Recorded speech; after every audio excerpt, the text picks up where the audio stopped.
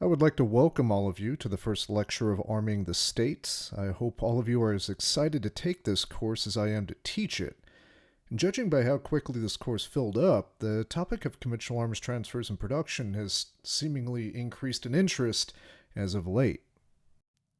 Now, I'm going to make what I feel like is a safe assumption and assume that most of you decided to take this course due to the current conflict going on in the Ukraine. And that would be understandable because the current conflict has already illustrated the incredibly important role that arms transfers and the ability of a state to be able to produce its own arms can have, not only on the battlefield itself as far as gains and losses go, but also at the negotiating table and the bargaining space that exists between the two nations who are at war. Now, the most exciting thing about studying arms transfers and production is that in many ways it's like watching a giant chessboard in which the great powers of the era are playing each other. Even in the current conflict, we can look at US and Russian arms transfers, or rather, in the case of Russia, arms transfers from places like North Korea and Iran to really try to understand how the international state hierarchy is structured. Now, the current conflict has also shown us how valuable the trade in arms really is. Both the US and Russia have spent billions on their domestic defense industries in the past 20 years. And for their part, each respective defense industry has marketed itself throughout the world, attempting to offset the incredible costs of trying to procure and equip their own domestic militaries with high-tech arms. Now, as a student of the arms trade, I've been a bit dismayed ever since I got my PhD in international relations specializing in the arms trade. And the reason for that is the world seems to have a short attention span when it comes to the trade in conventional arms. Most people only seem to care when they see it on their TVs or their phone screens at night. Now, the study of conventional arms production and transfers has suffered largely as a result of that type of short attention span.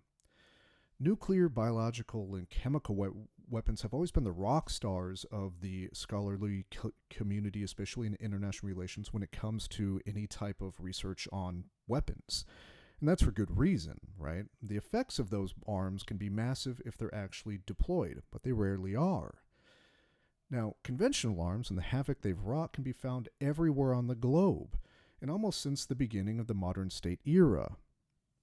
Now, the question is given that conventional arms are so prevalent around the world and directly related to the most obsessed about concept in international relations scholarship, the concept of power, why is it that the study of conventional arms is so underdeveloped?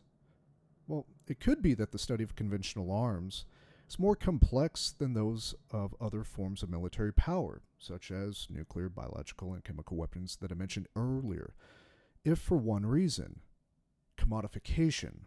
In the post-World War II world, arms have been commodified and traded just like any other tangible good, thereby complicating the relationship between arms and the state that produces them.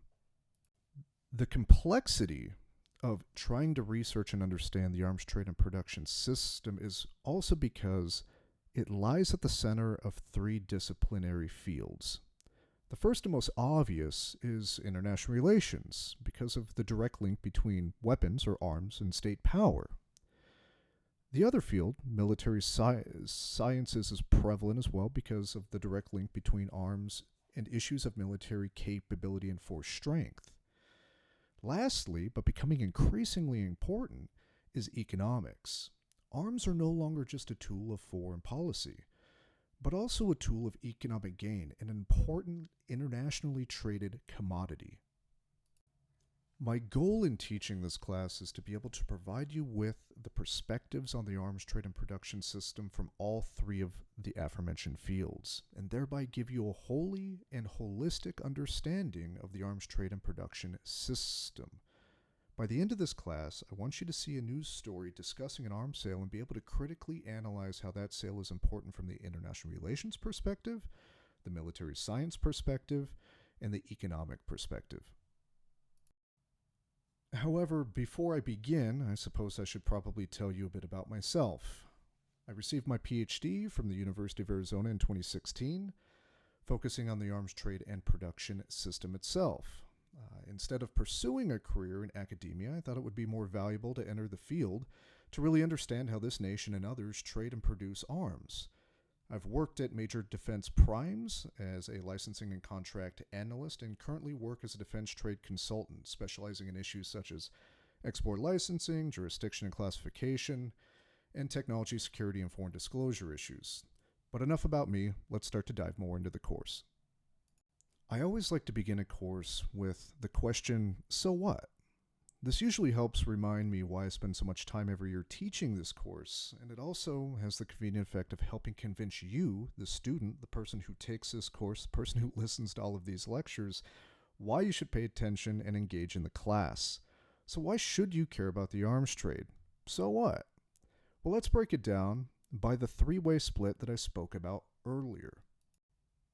From the international relations perspective, international relations scholars tend to pay attention to the conventional arms trade and production system because of conventional arms are the most tangible form of state power. Producing or trading arms augments that state power.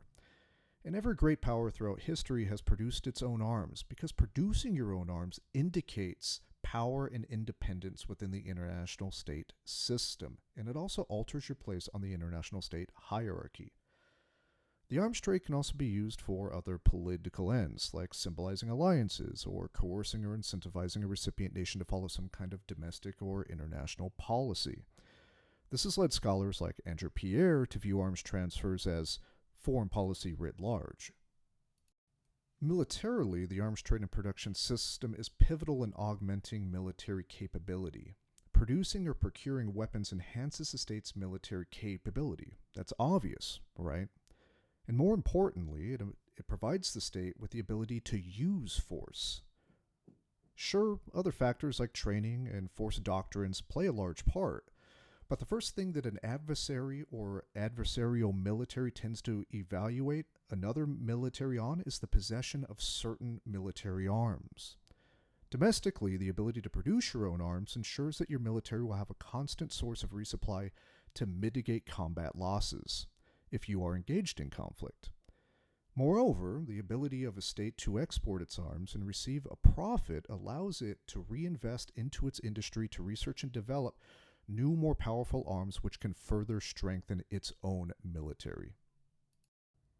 Economically, and something that I can speak to from personal experience, the production and trade in arms is big business.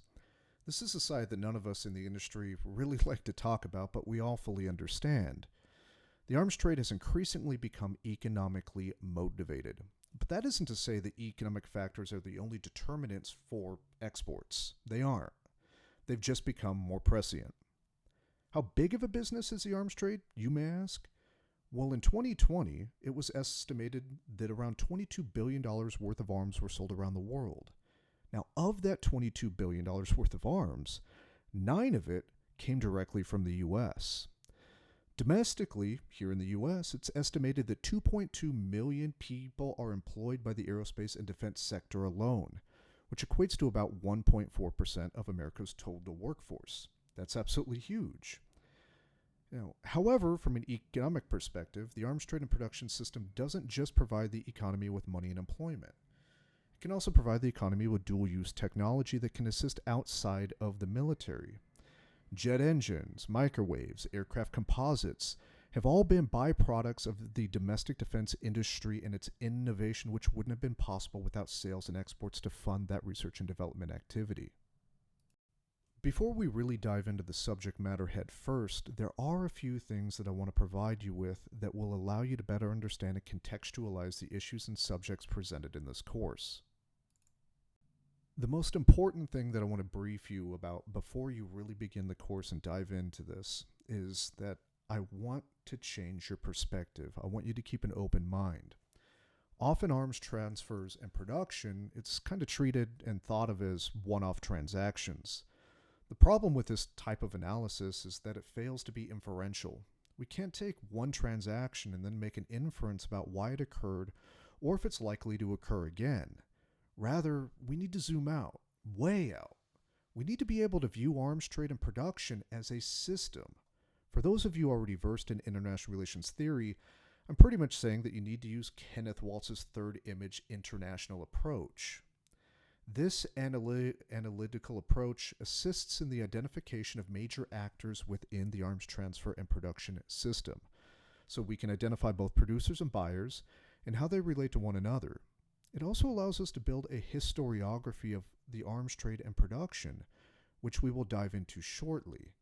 Understanding the arms trade and production as a system allows us to holistically comprehend the world we live in now, and then understand where we came from, and then understand where we're likely to go into in the future. Now, just some quick busy work. I need to provide you with some context before you begin your readings, or you'll be a tad bit lost. And let's face it, you've paid way too much money for this course to get lost and waste time trying to figure trivial things out. I want to mention that the way in which scholars tend to measure a state's arms production capacity and development is usually by tiers, also referred to as the ladder of arms production. I like to think of it more as a set of stairs. You'll see this terminology over and over again in this course, so it's probably best to get it out of the way now, because we tend to discuss a country's industry as basically one of four tiers.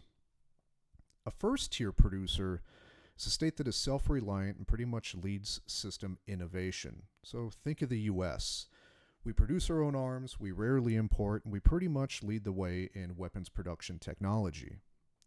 A second tier producing state is a state that's not fully self-reliant. It can produce its own defense goods, but not everything its military needs if it was to participate in a conflict.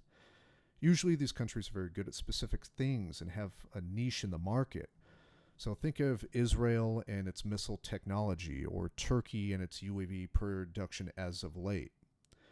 Both countries produce a lot of arms domestically, sure, but they still rely upon importing arms to fill out their military capability. A third tier producer is one that is not self-reliant first. It can produce its own arms, but to a limited extent, and primarily produces copies of arms that were developed elsewhere. They also tend not to export arms because the demand for reproduced goods usually just isn't that large. They also tend not to innovate themselves. So think of India as an example. Although it's beginning to change, much of India's domestic arms production is licensed production of Russian-developed military goods. It doesn't have a whole lot of stuff that it's developed and produced on its own. Now lastly, the fourth tier is a state that has no ability to produce arms. Or if they do, it's limited to small arms like rifles and guns, and they're fully reliant on importing arms to equip its military. Oftentimes we tend to refer to fourth tier states as buyer states. Got it? All right, good. Let's start to dive into some of the meat of the course.